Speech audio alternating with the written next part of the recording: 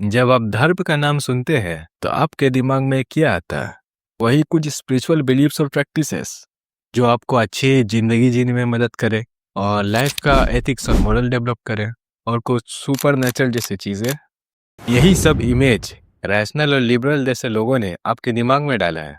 क्या इंसान बाकी मखलूकों के जैसा क्या सिर्फ एक मखलूक है जिसका काम सिर्फ खाना पीना और मरना है? क्या पूरी दुनिया इंसानों के लिए बनाई गई? और क्या पूरे दुनिया में जो मैसेज आया था वो एक था? इन सभी सवालों का जवाब आज अब आपको इस वीडियो में मिलेगा। अगर आप अपने जिंदगी का असली पर्पस जानना चाहते हैं तो तभी ये वीडियो को देखना। ये वीडियो कोई इंटरटेनमेंट पर्पस के लिए नहीं है। हमारे क्रिएटर ने पूरे इंसानियत पर हर समय समय पर मैसेज भेजते रहे। ये दुनिया में ऐसा कोई भी जगह नहीं जहां पर हमारे क्रिएटर ने मैसेंजर को नहीं भेजा हो। हमारे क्रिएटर ने पूरे मैनकाइंड पर समय समय पर अपना मैसेज भेजते रहे। ऐसा कोई भी जगह नहीं इस दुनिया में जहां पर हमारे क्रिएटर का मैसेज नहीं पहुंचा हो। अब दुनिया में जितने भी मेजर धर्म है, क्रिश्चियनिटी, जुडिज्म, इस्लाम और हिंदुइज्म, या फिर कह लो सनातन धर्म, इन सब का मैसेज एक ही था। There is no God except him, no one is worthy of being worshipped except him, everyone is a creation except him. वो अनंत है, वो इंसान के सोच से भी परे है, मगर वो इंसान थे जो हमारे क्रिएटर के मैसेज को समय पर समय बदलते रहे। और हमारे क्रिएटर ने जितना भी मैसेज भेजा उन सब के सब मैसेज को करप्ट कर दिया इंसानों ने। मगर अभी भी उन सोर्सेस में कुछ मैसेज अभी तक बाकी है। इस वीडियो के आंसर तक पहुंचने से पहले हम चाहते हैं कि आप ये जानें कि क्या पूरी दुनिया में एक मैसेज आया था। क्रिश्चियनिटी दुनिया का सबसे ज्यादा फॉलो किया जाने वाला धर्म। क्रिश्चियनिटी को 3 बिलियन से भी ज्यादा लोग फॉलो करते हैं। क्रिश्चियंस की किताब बाइबल, जो कि वन ऑफ द मैसेज है हमारे क्रिएटर का, जो इंसानियत को मिला था अभी से लगभग 2000 या 1900 साल पहले, यानी ईसा इब्ने मरियम के 30 या 33 साल में। ईसा इब्ने मरियम में पीस बी अपॉन हिम, उन्हें इस दुनिया पर भेजा गया था एक मैसेंजर के तौर पर, और उन्होंने अपना क्रिएटर का मैसेज अपने लोगों तक पहुंचा दिया था। मगर लोगों ने दुनिया के कुछ चीजों के लिए गॉस्पेल ऑफ बाइबल, आप देखेंगे कि हर सेंचुरी के बाइबल में बहुत अधिकतर डिफरेंस है और वो सब ह्यूमन रिटर्न है। John 6:38, for I have come down from heaven, not to do my own will, but the will of him who sent me. John 12, verse 49-50. For I have not spoken on my own authority, but the Father who sent me and gave me a command, what I should say and what I should speak. And I know that his command is everlasting life. Therefore, whatever I speak, just as the Father has told me, so I speak. इन सब चीज में आप देखे होंगे God को यहाँ father से replace किया है। इस सब में आप ये देख सकते हैं कि Jesus is be upon him ये कह रहे हैं कि उन्हें भी क्रिएटर ने भेजा था, गॉड ने भेजा था। Malachi 3:1, Jesus came to this earth as a messenger from God. अब ये तो नहीं जानते कि किस शैतान के साथी ने ईसा इब्ने Maryam peace be upon him पर ये झूठ बांधा कि वो खुदा के बेटे हैं। उसका बेटा कहाँ से होगा? वो तो प्योर है, क्योंकि ये रिप्रोडक्टिव सिस्टम ऑर्गेनिज्म के नस्ल को जिंदा रखने के लिए क्रिएटर वो है जो सबसे ऊपर है, इसका ऊपर कोई नहीं है, और वो अपने क्रिएशन के एट्रीब्यूट्स से बहुत ऊपर है। ये तो आदत है इंसानों की कि जो चीज हम नहीं समझ सकते उस चीज का अपने दिमाग में अनुमान लगाते रहते हैं। Deuteronomy 18:15, the Lord your God will raise up from you a prophet like me from among you, from your brothers, it is to him you shall listen. Deuteronomy 18, verse 18. I will raise up for them a prophet like you from among their brothers, and I will put my words in his mouth, and he shall speak to them all that I commanded him. अब चलते हैं Judaism पर। ज्यूडिज्म जो 7वें number पे आता है और पूरे दुनिया के 0.2% में आते हैं। दुनिया के सबसे इंटेलिजेंट लोग और साइंटिस्ट उन्हीं में से, जैसे कि एल्बर्ट आइंस्टाइन, और पूरे नोबेल प्राइज के 22% के लेने वाले, जो कि इब्राहिमिक रिलीजन के अंदर आता है, जो कि इब्राहिम अलैहिस्सलाम से कनेक्टेड है। Moses peace be upon him या मूसा, हमारे क्रिएटर ने उन्हें भी एक मैसेंजर बना के दुनिया भर भेजा था, और जो मैसेज हमारे क्रिएटर ने Musa peace be upon him पर भेजा था वो था तौरा या फिर Taurat. Genesis 45 verse 7, And God sent me before you to preserve a prosperity for you in the earth and to save your lives by a great deliverance. यहाँ पर मी से मतलब है मोसेस। हमारे क्रिएटर ने मोसेस को बनी इसराइल के तरफ मैसेंजर बना के भेजा कि वो उन्हें वार्न कर सके और बचा सके। यह डिलीवरेंस का मतलब होता है कोई बड़े खतरे या कोई चीज से बचाना। जब मोसेस ने बनी इसराइल को फिरौन से बचाया था, यानी जब हमारे क्रिएटर ने मोसेस को भेजा था बनी इसराइल पे 400 साल से भी ज्यादा की जुल्म को खत्म करने के लिए। Exodus 3 verse 13-15 Moses said to God, "When I go to the Israelis, I will say to them, the God of your father sent me to you." And they asked me, "What is his name?" Then what shall I tell them? God said to Moses, "I am who I am. This is what you are to say to the Israelis." God also said to Moses, "Say to the Israelis, the Lord, the God of your fathers, the God of Abraham, the God of Isaac, and the God of Jacob has sent me to you." यहाँ पर Moses creator को बोलते हैं कि अगर हम Israel के पास चल भी गए और बोल दिए कि तुम्हारे बाप दादा का क्रिएटर और तुम्हारा क्रिएटर ने हमें भेजा है, तो हमसे पूछने लगे कि उसका नाम क्या है, तो हम क्या कहेंगे? तो फिर हमारे क्रिएटर कहते हैं, मैं वो हूँ जो हूँ, और हमेशा रहने वाले इटर्नल नेचर के बारे में बताता है। यही चीज है जो तुम इसराइलियों को कहोगे कि मैंने तुम्हें भेजा है। और हमारे क्रिएटर ने मोसेस को ये भी कहा कि इसराइलियों को कह दो, मैं ही तुम्हारे बाप दादा का बनाने वाला, इब्राहिम का भी क्रिएटर, इसहाक का और याकूब का भी क्रिएटर मैं हूँ, और मैंने ही तुम्हें भेजा है। अभी के समय जितने भी तौरात है वो सब इंसानों के जरिए से बार बार चेंज किए गए और करप्ट हो गए। आज के जमाने में ओरिजिनल तौरात पूरे दुनिया में हमारे बीच नहीं है।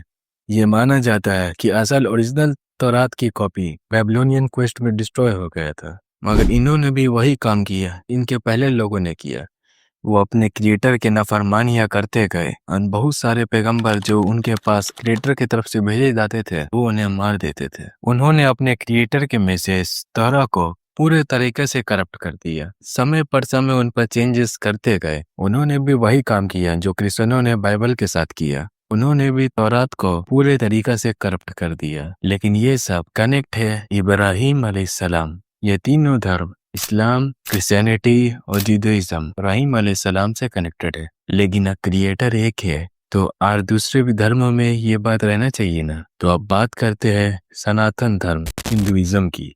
हिंदुइज्म जो दुनिया के वर्ल्ड वाइड 1.2 बिलियन लोग फॉलो करते हैं और जो कि थर्ड लार्जेस्ट रिलीजन है, जो कि पॉलिस्टिक रिलीजन माना जाता है, लेकिन उनमें कुछ मोनोथेइज्म एलिमेंट्स भी है। लगभग 30% हिंदुओं का ये मानना है कि क्रिएटर एक है और उसके मल्टीपल फॉर्म्स नहीं। तो चलिए आज हम इनके टॉप बुक्स जैसे कि वेदास, उपनिषद और भगवत गीता में देखते हैं जहाँ साफ साफ लिखा हुआ है कि क्रिएटर एक है।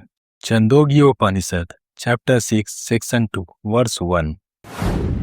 पूरे दुनिया के बनने से पहले सिर्फ एक एग्जिस्टेंस था बिना किसी दूसरे के, और कुछ मानते हैं कि दुनिया से पहले कुछ नहीं था बिना किसी के, और कुछ नहीं से एग्जिस्टेंस आया। अगर इसे हम इस्लाम से कनेक्ट करें यानी कुरान से, तो सूरह अंबिया वर्स 30 पे हम साफ साफ देख सकते हैं कि यहाँ लिखा है, क्या काफिर ये नहीं देखते कि जमीन और आसमान एक थे, तो हमने उन्हें जुदा जुदा कर दिया और हमने पानी से सब जिंदा चीज बनाए, क्या वो ईमान नहीं लाएंगे? यहाँ पर काफिर से मतलब नॉन मुस्लिम है यानी डिसबिलीवर, जो अपने क्रिएटर पर ईमान नहीं लाते। इसलिए आगे देखते हैं, क्या काफिर ये नहीं देखते कि जमीनों और आसमान जुड़े हुए थे और हमने उसे जुदा जुदा कर दिया यानी स्प्लिट कर दिया, और हमने पानी से जिंदा चीज बनाए, क्या तब भी वो ईमान नहीं लाएंगे? श्वेताश्वतरा उपनिषद चैप्टर 6 वर्स 9। उसका कोई मास्टर नहीं, उसका कोई रूलर नहीं, न उसकी कोई साइन है कहीं पर।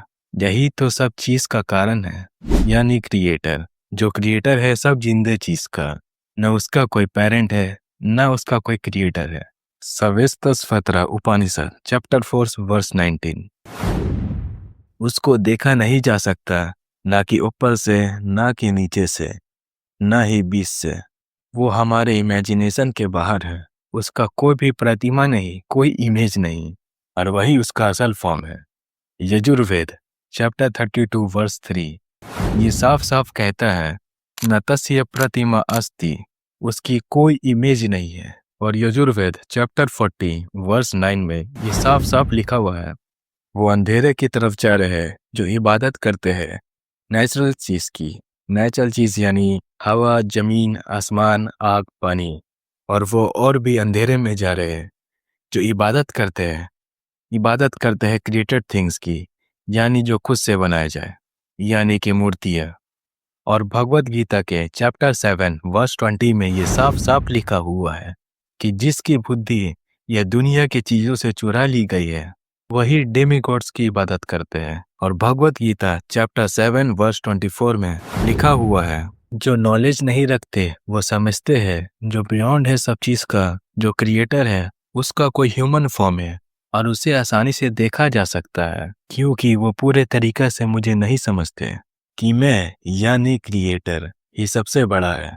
वो अनचेंजेबल है और वो बियॉन्ड ह्यूमन एक्सपीरियंस के बाहर है। यह बात सच है कि बहुत सारे ऐसे स्कॉलर्स हैं जो अपने फायदे के लिए ये सब वर्ड्स का गलत ट्रांसलेशन निकालते हैं कि अपने आप को सही साबित कर सके। बहुत सारे हिंदू स्कॉलर्स हैं कि बताते हैं कि क्रिएटर एक है, उसका कोई ह्यूमन या मल्टीपल फॉर्म नहीं, मगर लोग दुनिया समाज को ही फॉलो करते हैं, जो हमेशा से सुनते आ रहे हैं उसी को फॉलो करते हैं। कि आगे बढ़ने से पहले हम आपको बताना चाहते हैं कि इस वीडियो बनाने का मोटिव सिर्फ आपको सही रास्ता दिखाना था, ना कि किसी के धार्मिक फीलिंग को चोट पहुंचाना। चलिए अगर मान लेते हैं कि ये सब वर्स गलत है, हमारे क्रिएटर के last messenger beloved prophet Mohammad सल्लल्लाहु अलैहि वसल्लम कि उनके आने के बारे में नॉलेज हिंदू स्क्रिप्चर्स में कैसे मिलती है, कैसे उनके आने का साइन हिंदुइज्म में मिलता है या फिर कह लो सनातन धर्म में, इस पर हम आपको कुछ रेफरेंस देंगे। एक मलिका यानी एक बाहर का कंट्री में रहने वाला और एक बाहर की लैंग्वेज बोलने वाला, वो धार्मिक टीचर आएगा अपने कंपेनियंस के साथ, इसका नाम मोहम्मदा होगा, जो पूरी इंसानियत के लिए शान होगा, जो कि अरब से आएगा।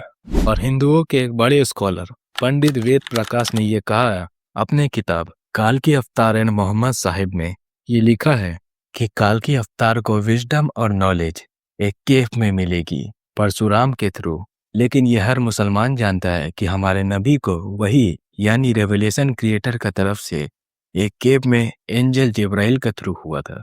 मतलब जो कुरान नाजिल हुआ वो एंजल जिब्राइल ने अपने क्रिएटर के मैसेज को हमारे नबी को केव में दिया था। यानी हमारे क्रिएटर की तरफ से लास्ट मैसेज जो इंसानों को आया था वो हमारे नबी को गारे हीरा में एंजल जिब्राइल के थ्रू आया था। और भगवत पुराण खंड 12 अध्याय 2 में ये लिखा है कि काल की अवतार अपने जगह के रिस्पेक्टेड और नोबल खानदान में पैदा होगा।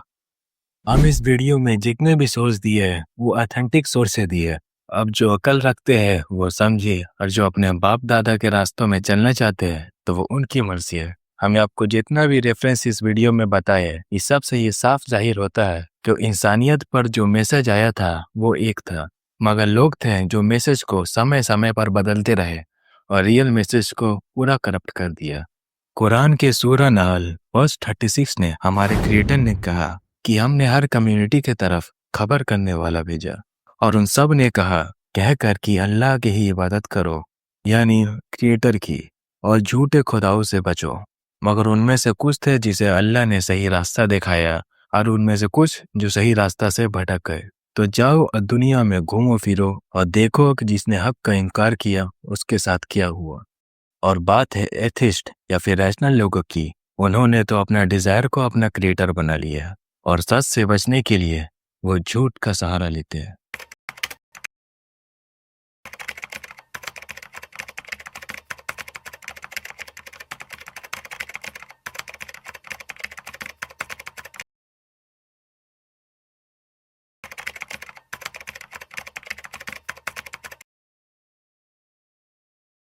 दाऊद अलैहिस्सलाम या फिर डेविड, जो कि फादर है सुलेमान अलैहिस्सलाम के, वही सुलेमान जिन्होंने ऐसे एम्पायर बनाए थे जहां इंसान, जानवर और जिन साथ में रहते थे।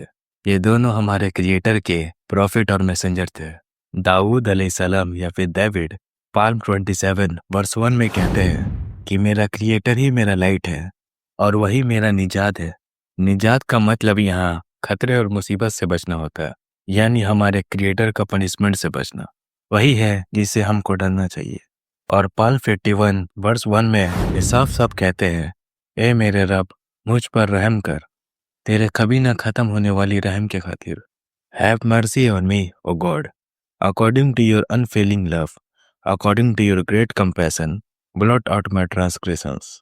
इंसानियत के शुरुआत से हमारे क्रिएटर ने हमेशा जब भी इंसान गलत रास्ते पर गया है, हमारे क्रिएटर ने खबरदार करने वाला भेजा है, यानी मैसेंजर या प्रॉफिट। जो मैसेज पूरी इंसानियत को मिला है हर समय पर, वो एक ही है कि क्रिएटर एक है और इसी की इबादत करो। तुम्हारी जिंदगी का असली मोटिव सिर्फ उसे राजी करना है। तो जब 1400 साल पहले जब पूरी दुनिया वो हालत में पहुंच गई थी कि अपने क्रिएटर का गजब देखिए, जब लोग अपने क्रिएटर के मैसेज को पूरी तरीका से भूल चुके थे, नाइंसाफी और बुराई हर जगह था, और जब जीना आम हो गया था, जब वो अभी अभी पैदा हुए बच्चियों को जिंदा गाड़ देते, जब वो शराब, जुआ और अय्यासियों में गुम हो गए, जब ताकतवर कमजोर पर जुल्म था, जब लोग दूसरे के हक मारने को गलत समझते ही ना थे, जब हर जगह अंधेरा और अंधेरा था और मूर्तियों को अपना माबूद बना लिया, जब कोई उम्मीद बाकी ना थी, तब एक नया उम्मीद का किरण उभरा,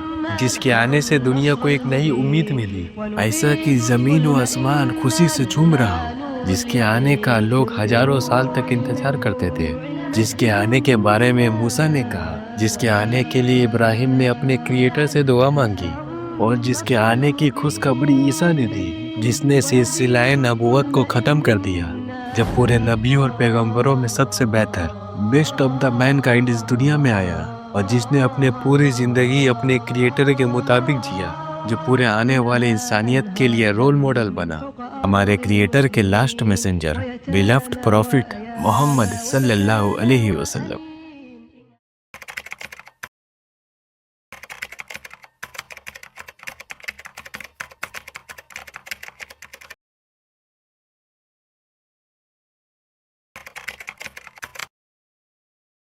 और जब हमारे नबी 40 साल के हुए, वो उन लोगों के बुत परस्ती से तंग आकर एक गार में रहने लगे, गारे हीरा या फिर माउंटेन हीरा। और ऐसे ही एक दिन जब वो गारे हीरा में गए, तो वहां पर एंजल जिब्रील आए। वो आए और हमारे नबी को कहा कि पढ़ो। हमारे नबी ने कहा, मुझे पढ़ना नहीं आता। आपको बता दे कि हमारे नबी पढ़ना नहीं जानते थे। एंजल जिब्राइल ने हमारे नबी को आर कस के पकड़ दिया कि उनका दम घुटने लगा था, और उसने कहा कि पढ़ो, और हमारे नबी ने कहा कि मुझे पढ़ना नहीं आता। फिर एंजल जिब्राइल ने फिर कहा कि पढ़ो। हमारे नबी ने फिर कहा कि मुझे पढ़ना नहीं आता। फिर उसके बाद उसने तीसरे टाइम कहा कि पढ़ो, पढ़ो तुम्हारे रब के नाम से, जिसने तुम्हें बनाया, जिसने तुम्हें खून की फुटकी से बनाया। पढ़ो कि तुम्हारा परवरदिगार बड़ा करीम है, जिसने तुम्हें कलम के जरिए इल्म सिखाया, और तुम्हें वो सिखाया जो तुम जानते ना थे। इसके बाद से जो दुनिया गुमराही के तरफ जा रहा था, उसने एक नया मोड़ लिया, और जो क्रिएटर के मैसेज को इंसानियत ने करप्ट कर दिया था, उसे फिर से इंसानियत को वापस याद दिलाया गया।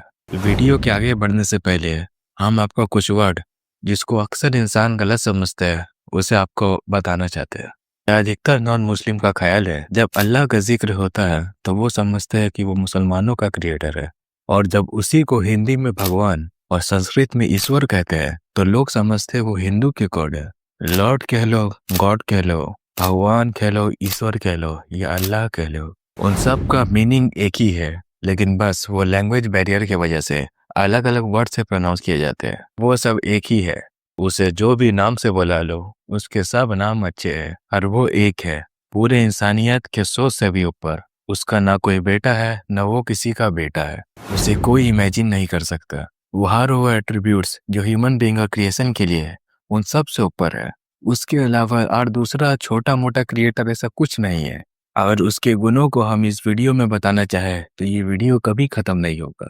कोई भी इंसान अल्लाह को यानी द क्रिएटर को छोड़ के किसी दूसरे को क्रिएटर समझता है कि क्रिएटर बहुत सारे हैं। ऐसे लोग अच्छे इंसान जो इस दुनिया में आए हैं, फरिश्तों और जिन्नातों को अपना खुदा समझ लेता है। और बेशक पूरे इंसानियत को गुमराह करने वाला, गलत रास्ता दिखाने वाला सिर्फ वही है जिस पर हमारे क्रिएटर अल्लाह की लानत हो, जो कि पूरे इंसानियत के शुरू होने से पहले और इंसानियत की खत्म होने तक इंसान को गलत रास्ता में चलाता है। और दूसरा शब्द मुसलमान। बहुत लोग ये भी समझते हैं कि मुसलमान उसका नाम है जो इस्लाम को मानता है और इस्लाम के रास्ते में चलता है, लेकिन ये पूरे तरीके से सच नहीं। बल्कि मुसलमान का मतलब खुद को अपने क्रिएटर को सबमिट कर देना है। मतलब जो इंसान अपने आप को अपने क्रिएटर को सबमिट कर देता है, अपने विल को छोड़कर, और इसी के हिसाब से अपने पूरी जिंदगी जीता है और उसके हुक्मों को मानता है, उसे मुसलमान कहते हैं। जो कि इस्लाम से पहले भी पैदा हुए, और कोई भी इंसान जो ये मानता है कि क्रिएटर एक है और वो अपने आप को अपने क्रिएटर पर सबमिट कर देता है, मतलब उसके हिसाब से अपने पूरी जिंदगी जीता है, तो वो मुसलमान कहलाएगा। और दूसरा शब्द है इस्लाम।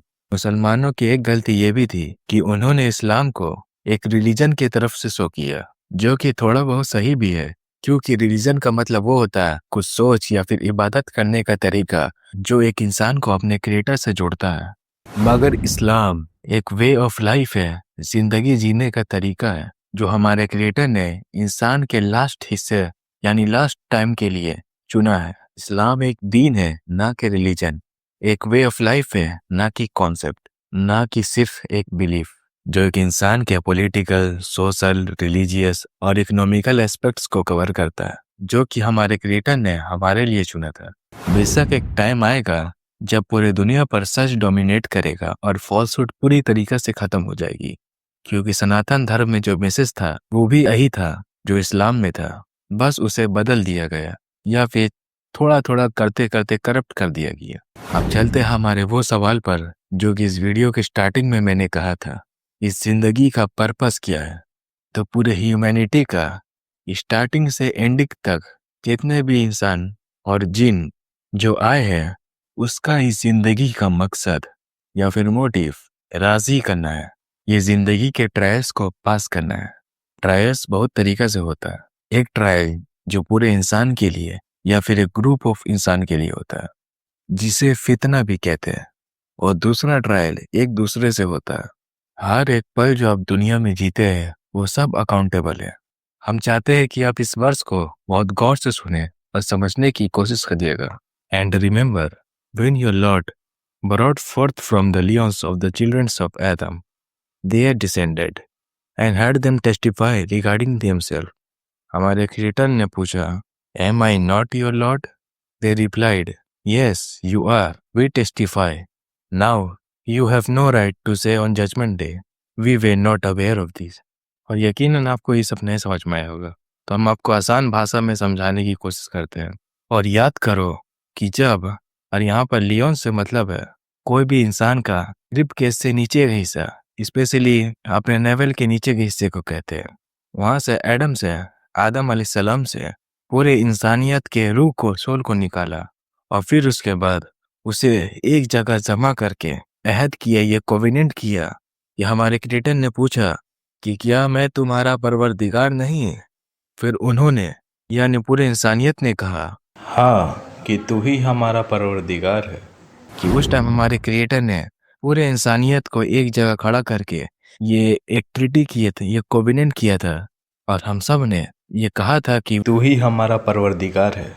और फिर इसके बाद आगे का जो वर्ष है वो टाइम पीरियड का है, और जब इंसानियत अपने क्रिएटर के सामने हर जो एक्शन वो करते रहे उसके अकाउंटेबिलिटी के लिए डे ऑफ जजमेंट के दिन का है, जहाँ पर हमारे क्रिएटर कहते हैं कि अब कयामत के दिन अब तुम्हें कोई हक नहीं है कहने का कि तुमको ये बात नहीं पता था।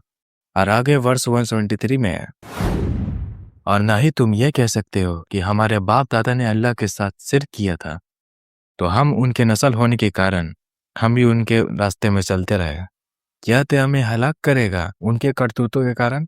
फिर आगे वर्ष 174 में इसी तरह से हम अपने बात को आसानी से समझाते हैं कि शायद वो वापस आ जाए सही रास्ते में। तो इससे तो हमें साफ समझ में आता है कि वो कोई भी इंसान किसी भी धर्म या किसी भी जगह पैदा हो, उसके अंदर ये बात रहती है कि मेरा क्रिएटर एक है, लेकिन वो दुनिया के मिसगाइडेंस के कारण ये वो बात भूल जाते हैं। एग्जाम्पल के तौर में ऐसा कोई भी इंसान जिसे कोई भी धर्म के बारे में नहीं बताया गया, कोई भी रिलीजन या कोई भी तरह की आइडियोलॉजी उसके दिमाग में नहीं घुसाई हुई है, इंसान एक दूसरे से कैसे बिहेवियर रखता है, अपने पूरी जिंदगी में क्या काम करता है, और क्या वो अपने पर्पस ऑफ लाइफ को खोजने की कोशिश करता है, यानी अपने क्रिएटर को। और जब वो सही रास्ता पे आ भी जाए, तो क्या वो अपनी पूरी जिंदगी अपने क्रिएटर के बताए हुए तरीका से जीता है? और शैतान के इतने बहकाने के बाद भी क्या सही रास्ता पर डट के खड़ा रहता है? और क्या वो उस बनाने वाले रब की इबादत करता है?